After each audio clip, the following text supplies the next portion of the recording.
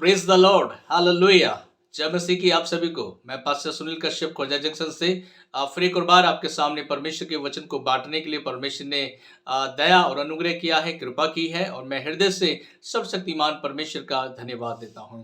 मैं आज आपको बताने के लिए जा रहा हूं कि ये कब्र किसकी है जो खाली पड़ी है। हालेलुया। ये कब्र किसकी है जो खाली पड़ी है। यहाँ पर एक सच्ची घटना, इतिहास की सबसे बड़ी घटना यहाँ पर घटती है।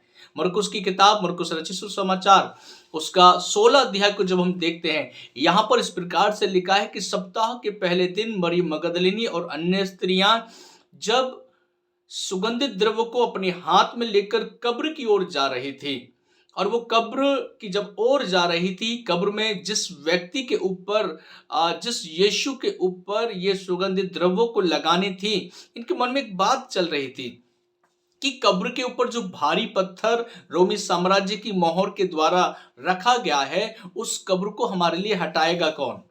और ये चल रही थी, स्त्रियां आपस में बातचीत करती रही, इनके कदम रुके नहीं, लेकिन कब्र की ओर जब ये बढ़ रही थी और इन्होंने देखा, उस कब्र से पत्थर हटा हुआ था। हालेलुया।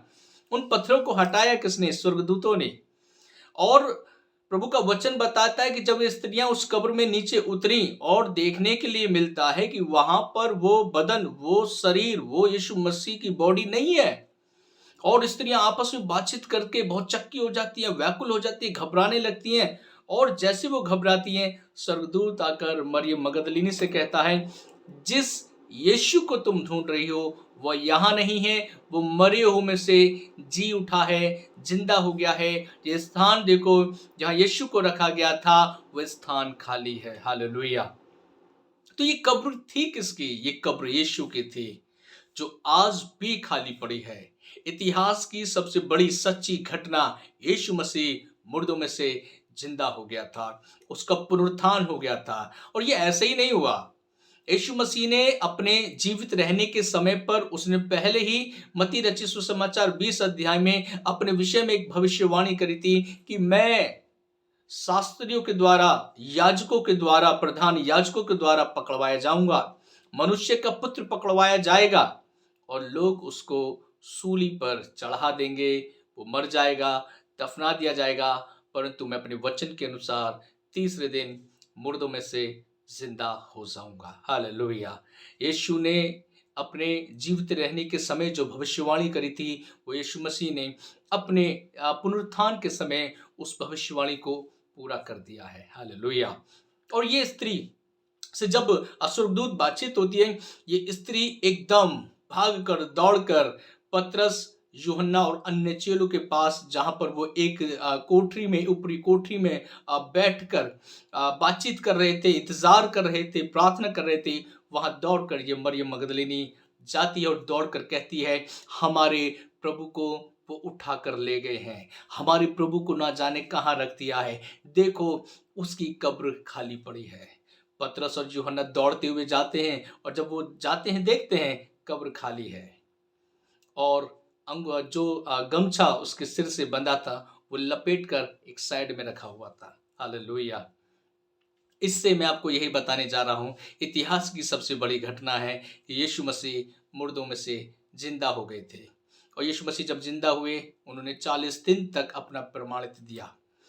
सप्ताह के पहले दिन संध्या के समय जब चेले आपस में कह रहे थे कि वो बदन गया कहाँ, शरीर कहाँ गया, वो बॉडी कहाँ गई, यीशु मसीह संध्या के समय क्या होता है, जिस घर में वो बैठे थे वहां पर एंट्री करते हैं, बिना दरवाजे खोले यीशु मसीह अंदर चले जाते हैं और चेलों के पास जाकर कहते हैं, तुम्हें शांति मिले। क्योंकि वो घबराए हुए थे कि जैसे रोमी साम्राज्य ने यीशु मसीह को कलवरी क्रूस पे चढ़ा दिया, कहीं ऐसा ना हो कि हमें भी ये कलवरी क्रूस पे चढ़ा दें। और देखने के लिए मिलता है, जब यीशु कहते हैं तुम्हें शांति मिले, वो यीशु मसीह अपनी सच्ची शांति उन चेलों को देकर ये कहना चाह रहे थे कि जैसे तुम मेरे साथ रहे हो, जैसे तुमने परमेश्वर के राज्य की बातें मुझसे मेरे साथ रहकर सीखी हैं, सुनी हैं, जो भविष्यवक्ताओं की बातें जो मेरे जीवन से वो पूरी हुई हैं, इन बातों को तुम धुंधला मत कर देना, छिपा मत देना, पर मैं तुम्हें अपनी सच्ची शांति देता हूँ। तुम जाओ जगत के राज्यों में, जगत की जातियों में जाकर सुसमाचार सुनाओ। जिनके पाप तुम रखो वो रखे जाएंगे, जिनके तुम क्षमा करो वे क्षमा किए जाएंगे। हालेलुया। जब ये बात चल रही थी, वहां पर थोमा एक नाम का व्यक्ति नहीं था।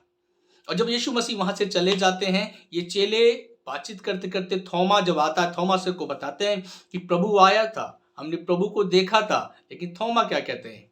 थोमा कहते हैं, जब तक मैं यीशु के उस हथेली में जिसमें कीले ठुकी उंगली डालकर ना देख लूं, जब तक उस पंजर में अपना हाथ डालकर ना देख लूं, मैं विश्वास नहीं करूंगा।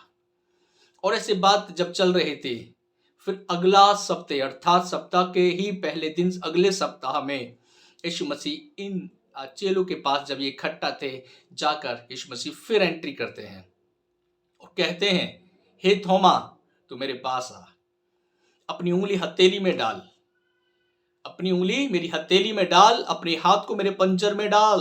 अविश्वासी नहीं परंतु विश्वासी हो जा। धन्य है वे जो बिना देखे मुझ पर विश्वास करते हैं। हालेलुया। मैं और आप धन्य है मेरे प्रियो, हमने यीशु मसीह को बिना देखे विश्वास किया है। और एक चीज और मैं आपको बताऊं, मैं और आप यीशु मसीह के पुनरुत्थान पर विश्वास करें।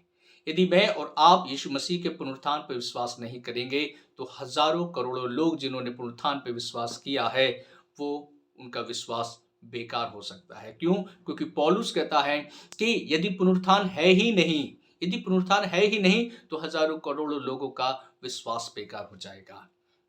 और यदि हम विश्वास करते हैं कि पुनरुत्थान है, तो मैं और आप जैसे यीशु जिलाया गया, मैं और आप भी यीशु मसीह में जिलाए जाएंगे और अनंत जीवन के वारिस हो जाएंगे। Hallelujah, hallelujah.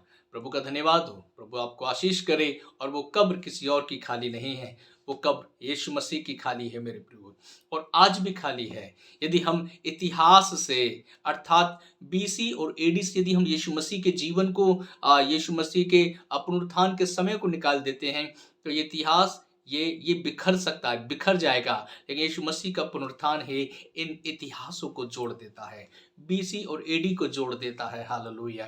प्रभु आशीष करे। जय मसीह की। परमेश्वर के नाम की महिमा आप अपने परिवार के साथ मिलकर कर सकें। प्रभु आप सभी को आशीष देने पाए। जय मसीह की।